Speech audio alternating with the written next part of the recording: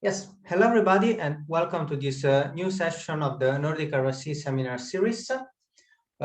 Just in case it's the first time you're here, a quick overview of what does this mean. So Nordic-RSE is this association of research software engineers or people interested in such practice in the Nordics, and it aims at bringing together and helping networking people in the Nordics. And one activity to support RSEs and people interested is this seminar series, which we have been having since August 2021, where we have had the talks for pretty much everything that could be interesting. So if you have an idea of what you would like to share to the community, feel free to join and contact.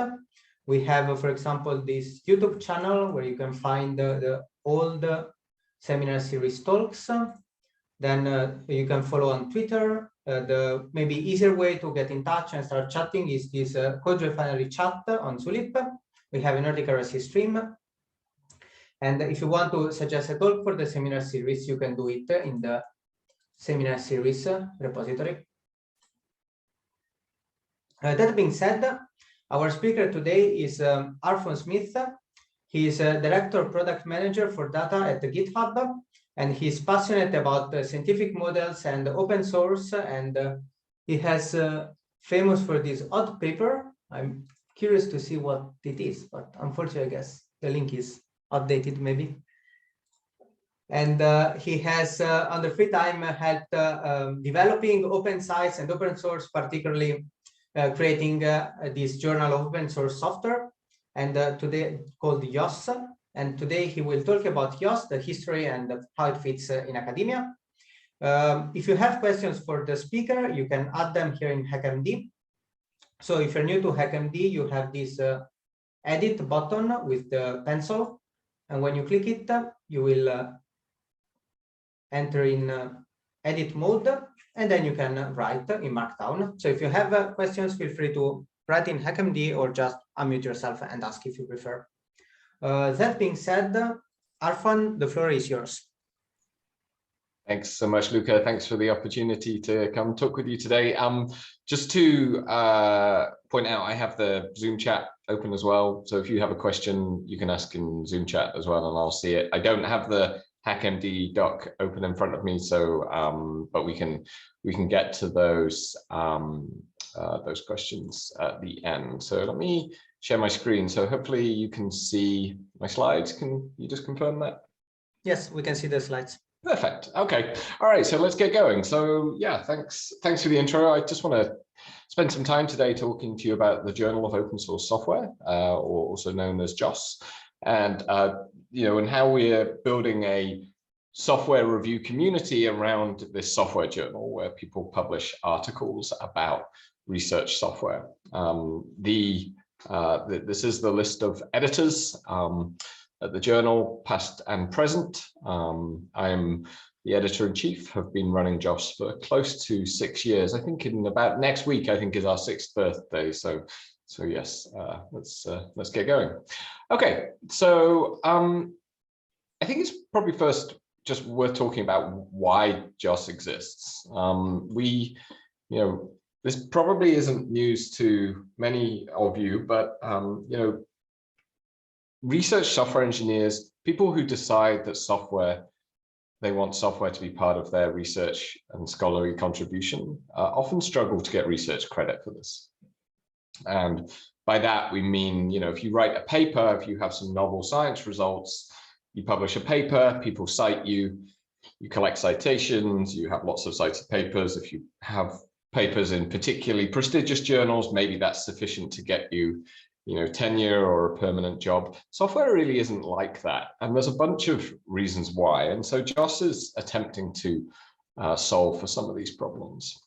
So what is the best way today to get software recognized and get career credit for that? Well, there's sort of broadly speaking, 2 ways that I think you can think about this problem. One is find some way to fit software into the current sort of scholarly ecosystem of papers and books and conference proceedings.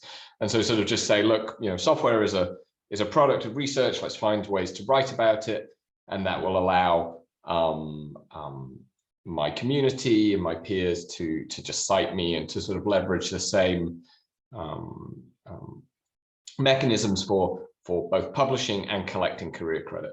The second way is to evolve beyond really what is a sort of one-dimensional credit model of just software, of just citation and citation credit. This second one is hard, especially hard because it relies upon broader changes in the whole way that scholarly publishing, the whole kind of scholarly ecosystem works. And so this is really something that there are some ideas in this space around things like transitive credit, models of different ways of describing research outputs and awarding credit for all the different constituent parts of research. But we're going to mostly just talk about option one today, which is find some way to fit software into the existing system. And so really Joss came from this idea of like, what if we just made it easy or easier to write papers about software, because it fits into this first category. And so let's talk about software papers for a minute. Well, they're just papers. So in some sense, it gives our peers something easy to cite. We know how to cite papers. We know what it means to measure, citation counts and think about metrics that particular communities might care about. It's an easy fit. We don't really need to change anything about how citation credit is awarded, measured. To do this, we just leverage what already is done with papers, books, proceedings today. And actually, if you can publish a software paper in an existing journal that all your peers are using already, then actually this is actually quite a nice way to elevate the role of software within a community, because it's then mixed in with all of the other research results and research outputs. What are some of the sort of challenges with software papers? Writing another paper is often a lot of work. Historically, I think if you wanted to write a paper about software, depending on the journal, you kind of had to publish some novel results, as well as sort of say, oh, and by the way, here's this piece of software that we've created that was used to do this work. And you had to kind of mix in together software and research results to sort of make it look like a sort of real paper. I'm using air quotes there around real. As a consequence, many journals actually struggle to accept software papers. They don't consider them sort of a publishable artifact in their journal. And, there are challenges around authorship, especially for software. So if you have a long-lived piece of software, authorship on a paper is static. Paper is published at a point in time. You can't really change the author list afterwards. So if you have new contributors to a software package, that sort of static author list means that presents problems for new contributors and getting credit for that work using papers. And so one obvious response to that is, well, you could publish many papers about a piece of software, but now we start to talk about things like software citation dilution, that kind of thing. So which paper should I cite if there are 3 papers about the same piece of software? And so this is a thing that starts to cause concern. So Joss is really about this idea, recognizing that these 2 ways of getting career credit: 1, fit software into the existing system; 2, change the system. If we embrace option 1 and recognize that this really is sort of a hack on the scholarly ecosystem in forcing software in there, what if we make it as easy as possible to write and publish a software paper? And so that's really what the Journal of Open Source Software is. We think it's a developer-friendly journal for research software. By developer-friendly, we mean the experience should be familiar to people who do software development. It should feel pretty familiar to you in terms of tooling and the overall experience. The goal from the sort of earliest times was really that the paper preparation and the submission, if you already have good docs, if you already have a README on GitHub, for example, should really take no more than a couple of hours. And the primary purpose of a JOS paper is to enable citation credit. to be awarded to authors of research software. I would say, though, there are other benefits too, especially the actual software review that happens. So this is the kind of founding principles of the journal. So let's talk a little bit about what the JOS review looks like. The JOS review is very structured. It happens in GitHub issues. I'll show you some examples in a minute. But broadly speaking, reviewers agree to conflict of interest and code of conduct statements. We perform some general checks about the availability of the software. The license software submitted to JOS must use an OSI approved open source license. We check for functionality, claims about what the software does, any performance claims. And there's also a lot of review around documentation, how to install it, examples of usage, functional docs, tests, community guidelines. And then, of course, this is a journal. There is a software paper that goes with it, which is this short summary paper with a high-level statement of need, state of the field, and we check that the writing quality is reasonable and appropriate work is referenced and cited.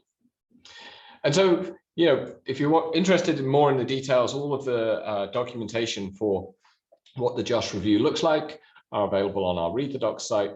But the editor really is there to help the reviewer and the author come to an agreement on the checklist and meet the acceptable outcome. So in many cases for software review, especially, there's sort of we have a concept of sort of very good or good, something that is okay, as in will just about pass through the JOS review, and then we have sort of bad, like you need to do work to not to pass the review criteria. So for example, for the review on installation, we would say good would be the software is simple to install, and if you're using something like Python, you're following an established distribution and dependency management approach. For example, using requirements.txt, setup.py, maybe the package is published on the Python package index, that kind of thing. Of course, not every language has a sort of canonical distribution mechanism, but many do. And when they exist, what we would really want authors to do is really follow that best practices. Okay, as in would pass a JOS review, but we would recommend that authors do work to improve here, would be some kind of documentation that lists the dependencies together with some kind of script that will handle that installation, such as a make file that can be run by people trying to install the software. And then bad would be, it's not clear what the dependencies are, or undocumented dependencies in some way, and an installation process that's not reliable and repeatable. So if you just sort of say, a couple of notes, you need this package and this one, and you should be fine, that would not generally be considered acceptable. Again, good, okay, bad for API documentation. When, depending on the language, again, we would expect all functions and methods to be documented, and including, example inputs and outputs, fairly standard kind of stuff that you would see on a well-documented piece of software. An okay level of documentation of the API would be, the core critical parts of the API of the software are documented. Bad would be, no docs. And again, let's talk about testing. This is one that comes up a lot because one of the challenges at JOS is, how far to push package authors into sort of automated testing and that kind of regime, which would be considered essential by many communities, and certainly best practice by many too.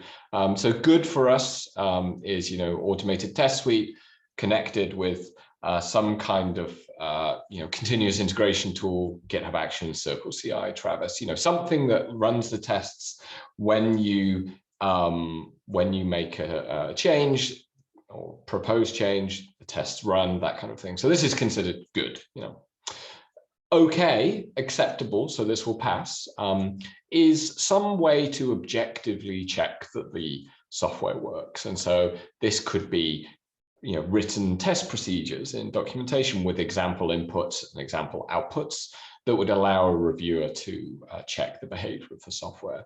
And then bad it would be no way for the reviewer to really assess whether the software works or not. And this is, obviously then they're unable to say if the software is doing what it purports to.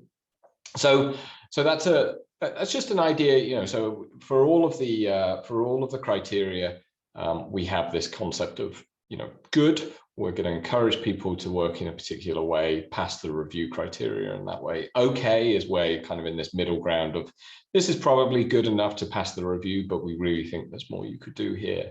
And then bad, this is not acceptable, and the review is blocked on completion and improvement. So let's talk about JOS as a sort of a community project. I think it's important to recognize that cultures change for a variety of reasons, and one way is on rules and incentives. And so one of the things that we're trying to do with this framework of sort of good, okay, and not okay is really develop a sort of standard of best practice that the reviewers use to sort of influence authors and influence communities that they're active in on what's good, and this is important. So this is similar, I would say, to communities like rOpenSci and the newer PyOpenSci. So those are two communities active in the R community and the Python community that are really trying to advance the practice of software engineering and software development best practices within a particular language and set of communities. And so really, JOS at some level is providing these rules, and at a high level trying to sort of nudge communities and authors in a particular direction. I think it's worth saying clearly here, and as I said, on the founding principles for JOS, like why JOS exists. The primary purpose is to provide this mechanism for awarding career credit or collecting career credit through citation. But if software could be cited natively and directly, then you wouldn't need the paper. But actually, the review and the community still would have value, because really this is the other part of what JOS is providing to authors and to the community. Is it's not just a mechanism for publishing, it's actually a mechanism for reviewing and improving your software. And that proves to be, I think, a very valuable exercise for most authors. So let's talk a little bit about growth of JOS over time. So this is a plot showing the number of accepted papers per year over time. So we are, first year we published about 110 papers. I think we're up to about 1,600 papers now, and we're publishing about 30 papers a month. We've only got partial year data for this current year, although we're nearly through in another week. And we paused in 2020 initially when the COVID-19 pandemic kicked off. We also have started to enforce a more rigorous definition of what we say constituents represents a meanful contribution that can be published in JOS, and we've got these guidelines around a substantial scholarly effort. We talk a little bit more about that. So, broadly speaking, we accept papers to be reviewed in JOS that we consider research software. So you can't just publish any open source package in JOS. And so there's detailed guidelines on what we mean by that.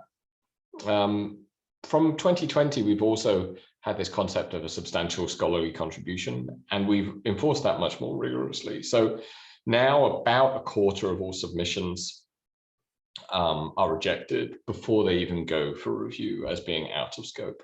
And then about 2 or 3% of papers that make it to review are then rejected as part of the review process. This is usually because something has come up and the authors are either unwilling or unable to meet the JOS criteria.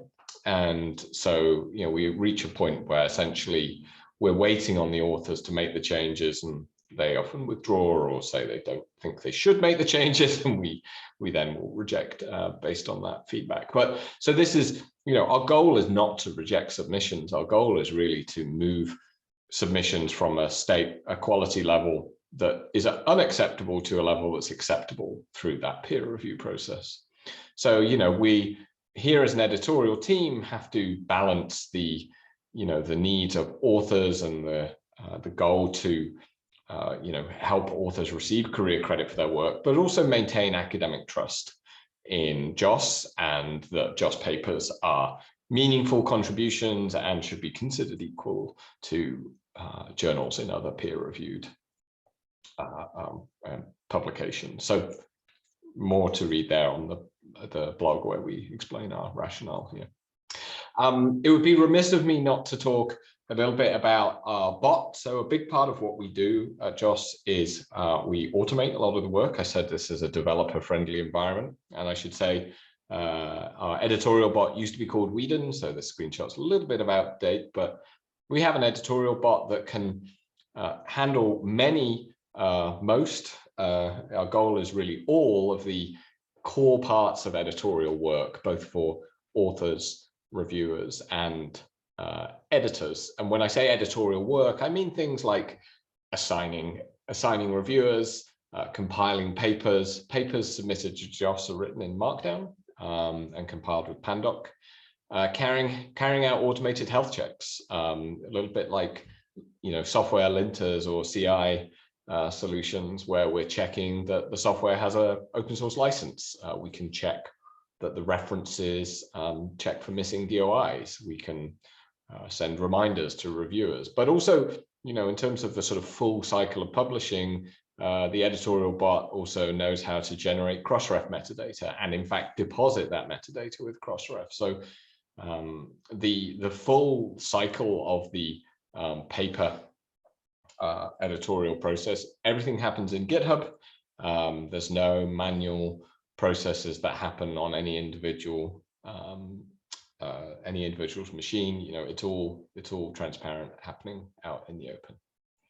So a few observations that I think may or may not be obvious. I think in terms of sort of, is the journal providing value to communities? I think yes. I think we're meeting a demand that exists.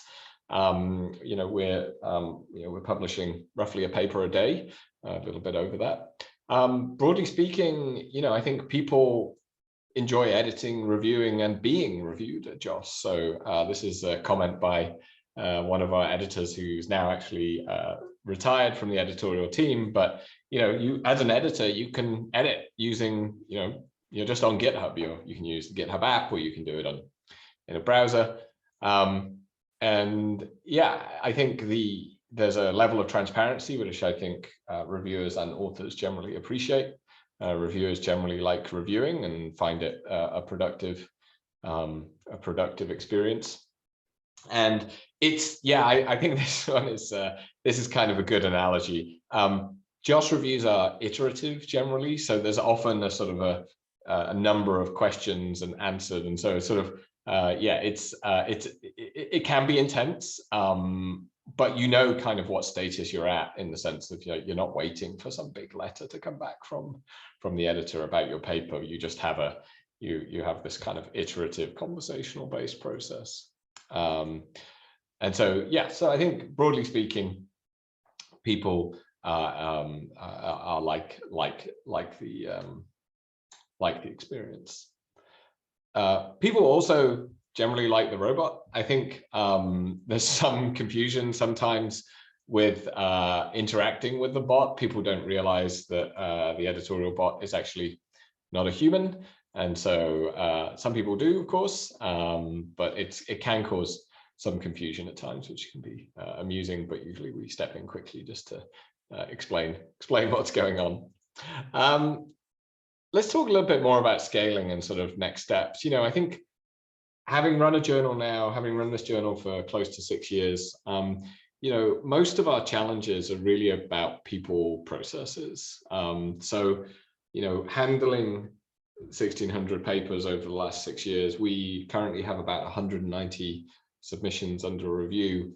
A lot of our work as an editorial team is really about distributing the work and doing that in a way that can run reliably for authors and deliver a sort of consistent experience for authors, reviewers, and editors. And so, you know, we have concepts of editor-in-chief, that's myself. We have associate editors-in-chief who take on a sort of rotation, a duty to publish papers in a given week.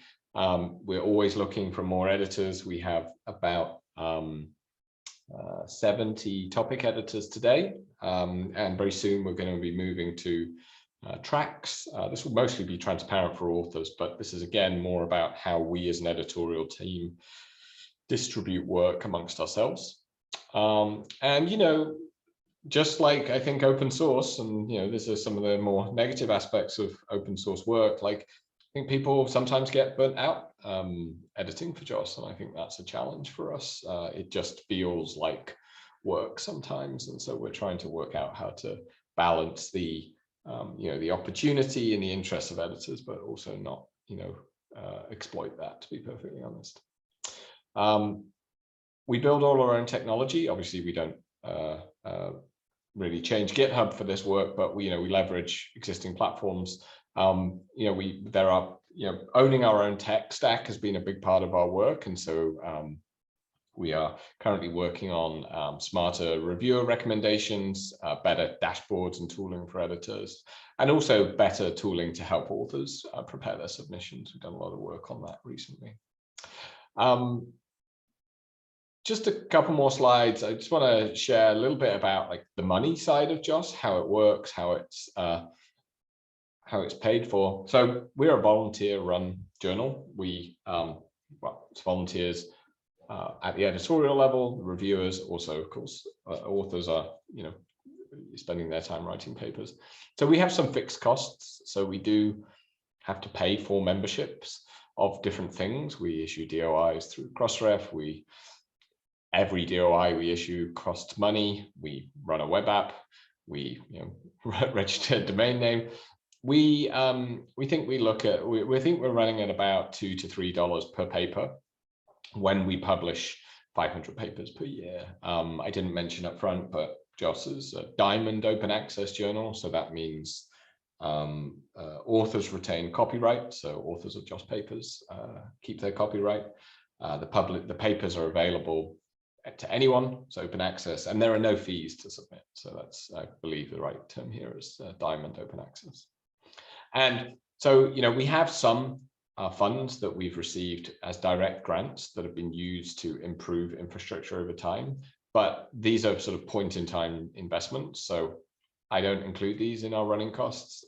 Maybe that's not quite right, but, you know, we don't consider that part of our kind of ongoing costs.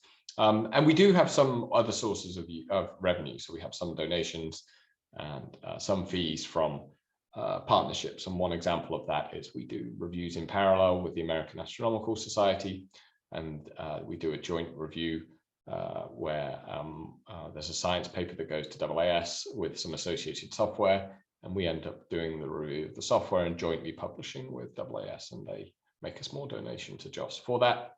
And JOSS is also used by, there's a sister journal, the Journal of Open Source Education, Julia Conference proceedings, and more to come. So finally, just to wrap up, thought I'd kind of share just some reflections on, you know, consequences of working openly. I think some fun things, you know, I get emails semi-regularly from people being annoyed that they haven't been asked to review yet, which is kind of a novel experience.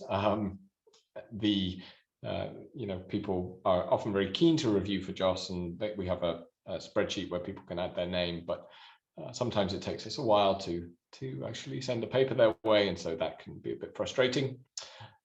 We generally have a pretty good response rate to identifying reviewers. I hear anecdotally that this is, we have a pretty good response rate compared to other journals. There's a risk sometimes for authors when there's a very high profile package that gets submitted to JOSS, and like everybody wants to review that, so that can be a little overwhelming sometimes for the authors submitting. So we have to watch out for that. I think some, you know, really good aspects of working publicly is that there's no privileged information in the system. The reviewer report, editorial decisions are all just there in the JOS review thread. And there's increased transparency around. We effectively have a public declaration of any potential conflicts. Editorial decisions are documented in the open, and we can be very clear about our expectations with authors about what it's going to look like for their paper to be accepted. And this actually reduces the complexity of what we have to run as an infrastructure team. And people can link to the reviews that they've made and share their work in that way. There are some negative aspects to working openly, and one is that there's zero privileged information in the system. So sometimes people will be very keen to get a response from an editor or a reviewer or an author, and so sometimes people will prompt for updates very quickly after they've submitted a review. They'll ask the editor like, what's next, and they'll ask like 10 minutes after they submitted their review. So they can be, that can be a little overwhelming. I think good reviewers can become well known to the editors, and that can lead to reviewer burnout. So that's a challenge that we faced before. So we have to be careful about not overworking reviewers. And working openly has, I think, some potential negative effects for some members of staff. What does it mean to be openly reviewing somebody very senior in your field? Is that even something you would want to do? I think there's legitimate questions there. And finally, there are some aspects to a journal, and I would say, in particular, ethics complaints. Some parts of journal editorial work are necessarily private, and actually it turns out that it's very hard, in fact maybe not possible, to handle those completely in the open. And so this is a challenge that over time we've had to deal with. So I would say almost all aspects of the editorial decision-making process are in the open where at all possible. So to close, I hope this gives you a good overview of what we're up to at JOS. We think of JOS as a collaboration platform between authors, editors, and reviewers. We've talked about this kind of evolving model of what it means to be an editor and the role of the editor in the process in this post on the Scholarly Kitchen, myself and Dan Katz. But fundamentally, we're trying to build an environment where peer review feels like a collaboration itself. And thank you so much. So I just calling out some folks that have helped fund us here, and a few of our core affiliations. So yeah, thanks for your time today. Yes, thank you very much, Arfon, for the very interesting talk. Let's give the speaker a virtual round of applause. Yeah. So before taking from the audience questions, there was a question, HackMD. For core API documentation, is this at the user level or developer level? Let's say it's a command line program. Is core API basically only the command line interface? Good question.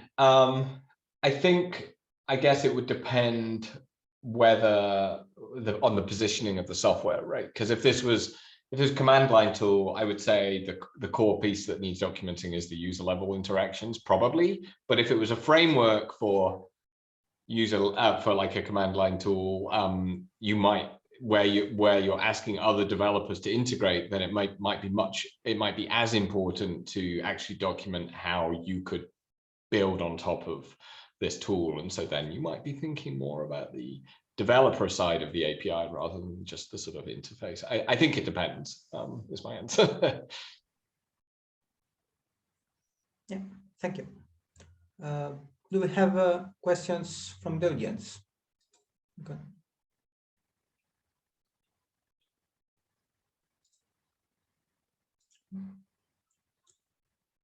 So I have one question. Now that you have been running JOS for, I think, 6 years, 2016. Right. Yeah, how have you perceived any kind of like friction or challenges from academic environment and like more traditional journals in like, say, approving JOS and recognizing JOS as a valuable journal as traditional ones? So if you want to comment on this. Yeah, it's a good question. I think some authors can't publish in JOS, and that's because JOS is not yet indexed by things like Web of Science and Scopus. So I think there are some, this is often at like the country level. I believe this is actually a challenge in Italy, which is, for example, that if your journal is not registered in this core set of approved journals, then you can't actually count that paper on your like academic resume on your CV. And so this is obviously a problem, right? So in some sense, this is trying to fit JOS into the existing scholarly infrastructure. So we are currently going through the process of getting JOS indexed by PubMed Central, which is important to many in the sort of biomedical and life sciences. And we plan to resubmit to be indexed by Scopus in the next couple of months.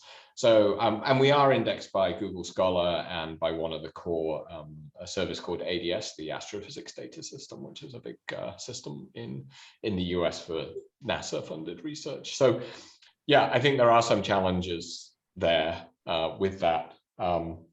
Certainly, we do our absolute best to, sort of follow all the best practices in terms of, how a journal should work and the kind of metadata we should produce and how we archive and publications and that kind of thing. So we're doing our best to be sort of a sort of reliable and trusted journal, but at some level, you rely on others to index and point to you, and that does affect some researchers in some fields. I'm aware of this. Yeah, thank you for your answer. Do we have other questions or comments for the speaker from the audience? Maybe I could ask by voice, since I don't have time to type. Like, do you get any kind of, say, jealousy from other journals and being so open and rigorous? Like, do you think, well, yeah, I'm not sure the exact wording, but something like that.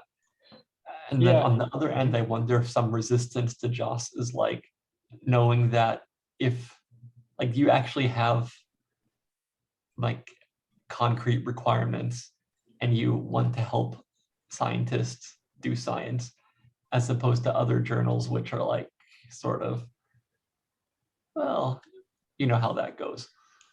And it's too disruptive somehow.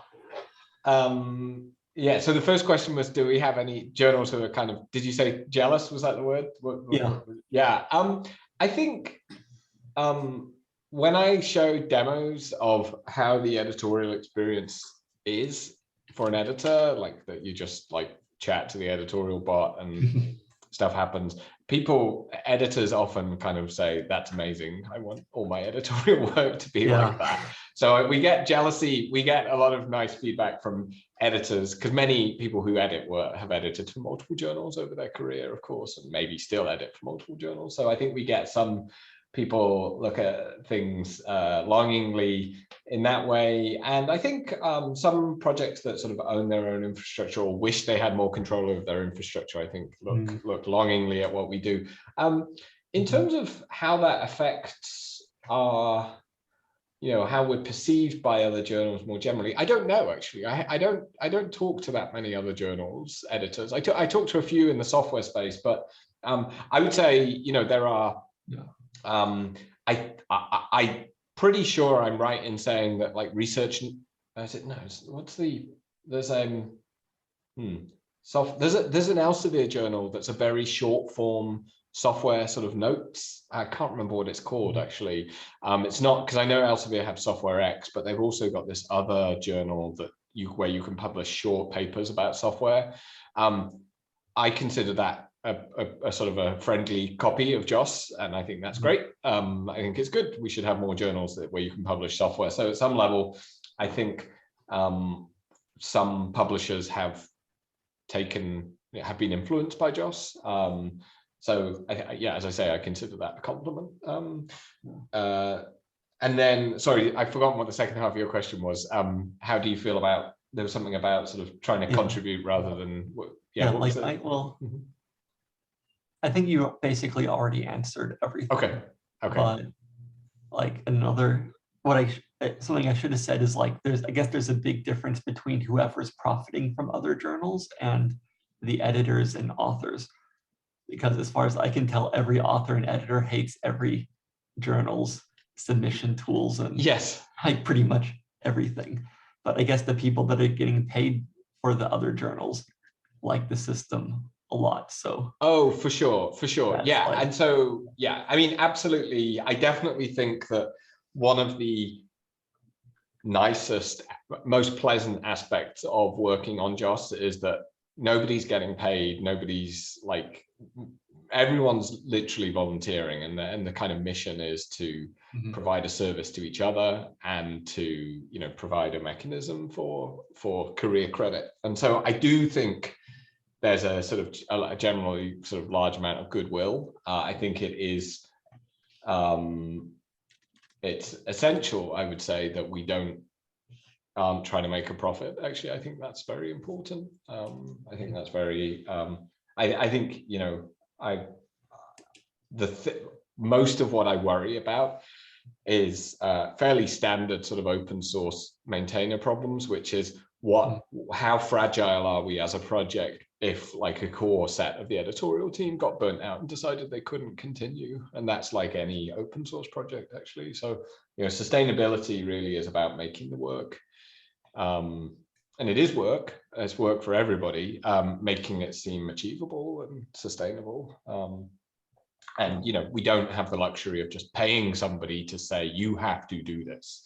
It's a volunteer team, right? So it is a challenge finding that balance between having expectations on editors to turn up and check in on submissions, and reviewers too, but also to not make it feel too onerous and too much like hard work all the time. So yeah, thanks.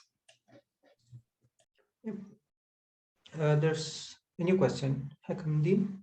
So you mentioned at the beginning the alternative to a JOS-like approach being a multidimensional credit. How would you see this possibly playing out? Would this involve more specialized roles in academia? Yeah, it's a good question. So I would point to, and I can add the link to the HackMD doc in a second. So Dan Katz, who's one of the associate editors in chief at JOS, he came up with this idea of transitive credit, this idea of sort of a credit map, and that you could award credit to papers and to software and to data and to protocols and all sorts of different things. We actually wrote a short paper sort of talking about how that could be implemented. So I can link to that. And I think that would sort of by definition recognize the different roles in research. So yeah, I think it would, and I think recognizing more specialist roles, even I played this role on this project, whereas I played a different role on another project, I think that would be to the benefit of us all. I think we do play different roles on different projects that we have, and I think the current model of how we publish is you know, a very sort of limited one. There's literally projects called, I think Project Credit is trying to kind of work on some of this, think about the different contributor taxonomy, that kind of thing. Yeah. Yeah, thank you. Do we have other questions from the audience?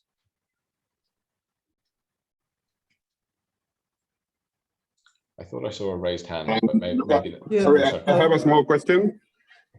Please. Yeah, please go ahead. Yeah, well, congratulations for your work. It's excellent, the work you're doing. So keep it up. Thank you. I am in Uruguay. It's 8:30. So I am in the morning routine. So sorry for the noise and the delay entering the meeting. So, but I was wondering on the authors' contributions, and how do you differentiate contributors from authors of code? I saw that in the journal you had a few months ago you had some guidelines on that, but now I don't see them. But so I just was wondering on that, because at our contributions, at our project, we have some contributors from the beginning of the project which were not made through Git. Mm-hmm. So now it's like we are kind of in the middle of trying to say, okay, who from those contributors are authors and who are not, and how is that aligned with the journal's guidelines? Thank you. Yeah, of course. Yeah, it's a great question. And actually, it's a challenging one for a journal to handle, and software makes it easier in some ways and harder in some ways. So we do have detailed authorship guidelines there in the docs. And they're also, we expect, there's ethical guidelines around adding contributors or not. And so, broadly speaking, we don't just look at code contributions. We recognize that software is, not all of software sort of contributions end up on Git or GitHub or whatever platform you're using. So, we do, you can be an intellectual contributor, you can be, somebody who's been, heavily involved in the, testing of software with users, that kind of thing. There are lots of different contributor roles. There are guidelines in our docs that I believe we linked to. So I'm not sure if we've perhaps broken a link or something, but our authorship guidelines are pretty stable. And just to say, we don't only rely upon, like a Git log. That said, if you show up in a Git log as a heavy contributor and you're not an author, that would raise a question for the reviewers. We do ask reviewers to verify that the author list looks reasonable and complete. And we also, of course, ask that authors, we expect authors and to behave ethically and follow research norms there. Okay, thank you. Thanks. Thank you. So there's a follow-up question, HackMD, related to the authorship question. Any thoughts on the minimum publishable unit and requirement for discrete static outputs compared to the typical open source software project lifecycle that is continually moving with people joining and leaving? Any deeper philosophical thoughts here beyond the obvious? I think I understand the question. I'll try and answer it. So, yeah. So I think the goal with minimum publishable unit is, well, let me say what we could do that we chose not to do. You could say every pull request is publishable, right? Every merged contribution to the project, any contribution is publishable. I agree with that in theory. In practice, as a journal, what we are balancing is the ability to receive credit for authors, but also, and a core part of that is that if a JOS paper shows up on somebody's resume, it means something. So it has to have some perceived value. And that's where we get into comparing ourselves with other journals and thinking about the role of a journal in upholding some kind of standard of contribution. And so what we've chosen to do is define this minimal publishable unit. And very roughly speaking, we say that that is about 3 months of somebody's time is the minimum publishable thing that we will publish in JOS. Many things are much more substantial than that, but today, most things are not smaller than that.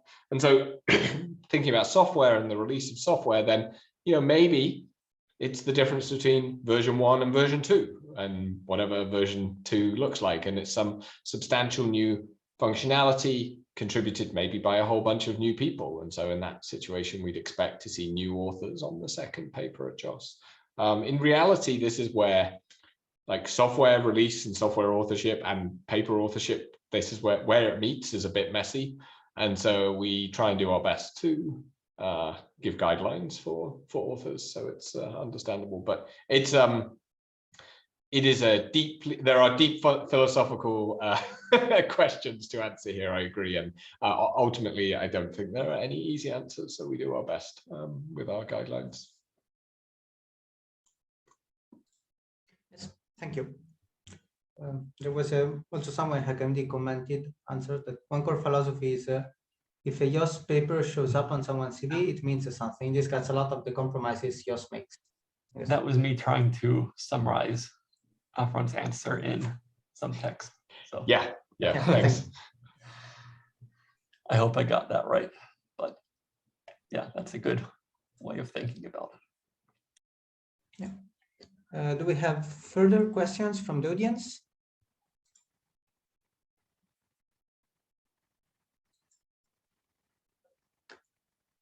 Okay.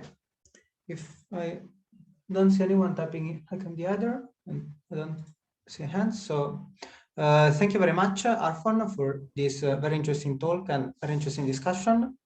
And I will now stop the recording.